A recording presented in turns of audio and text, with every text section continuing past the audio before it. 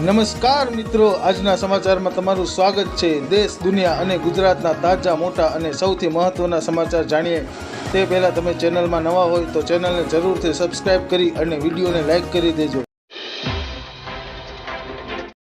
આગળના સમાચારની વાત કરીએ તો પીએમ કિસાનને લઈને સરકારી મોટી જાહેરાત કરી શકે છે। ખેડૂતોને મળનારા હપ્તાની રકમ વધી શકે છે। હાલ સરકારીના આ યોજના હેઠળ ખેડૂતોના બેંક એકાઉન્ટમાં દર વર્ષે 6,000 રૂપિયા ટ્રાન્સફર કરે છે। હવે તે વધારીને 8,000 રૂપિયા કરવામાં આવી શકે છે। આગળ મહત્વના સમાચારની વાત કરીએ તો મુખ્યમંત્રી ભૂપેન્દ્ર પટેલે રાજ્યની જુદી જુદી જીઆઈડીસીમાં વણ વપરાશી ખુલ્લા પ્લોટ પરત લઈને ઉદ્યોગોની સ્થાપના દ્વારા તેનો પુનઃ વપરાશ થઈ શકે તે માટે ઉદારતમ નીતિ અપનાવવાનો નિર્ણય કર્યો છે। ઉદ્યોગકારોને ઉદ્યોગોની સ્થાપના માટે રાજ્યની જીઆઈડીસીમાં જમીન સંપાદન કરીને લીઝ પર ફાળવવામાં આવે છે। આવા ફાળવાયેલા પ્લોટ ધારકો જો પ્લોટનો વપરાશ કરવામાં સક્ષમ ન હોય તો જીઆઈડીસીને પ્લોટ સ્વૈચ્છિક રીતે પરત સોંપી શકે તેવી પદ્ધતિ હાલ અમલમાં કરવામાં આવી છે। આગળના સમાચારની વાત કરીએ તો હવે ખેડૂતોને 16મા હપ્તાની રાહ જોઈ રહ્યા છે। કારોબારી વર્ષ 2023 અને 24ના 2 હપ્તા ખેડૂતોને મળી ચૂક્યા છે અને હવે ત્રીજા હપ્તાનો સમય છે। તેનો અર્થ છે કે આગામી 3 મહિનામાં એટલે કે માર્ચ 2024 પહેલાં ખેડૂતોને 16મો હપ્તો મળી જશે। ફટાફટ આગળના સમાચારની વાત કરીએ તો આંગણવાડીની બહેનો કર્મચારી જ ગણાશે તેવો સુપ્રીમ કોર્ટે નિર્ણય લીધો છે।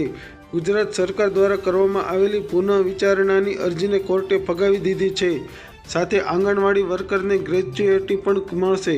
હવે સરકારે આંગણવાડીની લાખો બહેનોને ગ્રેચ્યુઇટી ફરજિયાત ચૂકવવી પડશે। મહત્વનું છે કે સુપ્રીમ કોર્ટના જસ્ટિસ સંજીવ ખન્ના અને જસ્ટિસ અભય ઓકાની બેન્ચે ગુજરાત સરકારની રિવ્યૂ પિટિશન ડિસમિસ કરી હતી।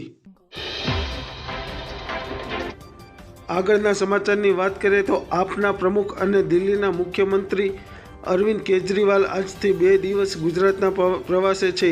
ત્યારે આજે બપોરે પંજાબના સીએમ ભગવંત માન સાથે તેઓ વડોદરા પહોંચ્યા હતા, જ્યાંથી તેઓ ભરૂચ ગયા હતા। ત્યાં કેજરીવાલે રેલીને સંબોધિત કરી હતી, જ્યાં તેઓએ આગામી લોકસભાની ચૂંટણી 2024ને લઈ ભરૂચ સીટ પરથી ચૈતર વસાવાનું નામ આમ આદમી પાર્ટીના ઉમેદવાર તરીકે જાહેર કરતા ત્યાં હાલ રહેલ લોકોએ આનંદની લાગણી સાથે આ નિર્ણયને વધાવ્યો હતો। ફટાફટ આગળના સમાચારની વાત કરીએ તો ગુજરાતમાં લોકસભાની 26 બેઠકો છે અને 2014 અને 2019ની ચૂંટણીમાં ભાજપે તમામ બેઠકો જીતી હતી। ગુજરાતમાં ત્રીજી વખત ક્લીન સ્વીપનો કરવાનો પ્લાન તૈયાર કરવા માટે પીએમ નરેન્દ્ર મોદી ગુજરાત આવી રહ્યા છે। વિગતો મુજબ 8મી જાન્યુઆરીની રાત્રે પીએમ મોદી ગાંધીનગર પહોંચશે અને લોકસભાની ચૂંટણીને લઈને મોટી બેઠક યોજાશે, જેમાં મુખ્યમંત્રી ભૂપેન્દ્ર પટેલ, પ્રદેશ પ્રમુખ CR પાટીલ અને રાજ્યના ભાજપના વરિષ્ઠ નેતાઓ પણ ભાગ લેશે।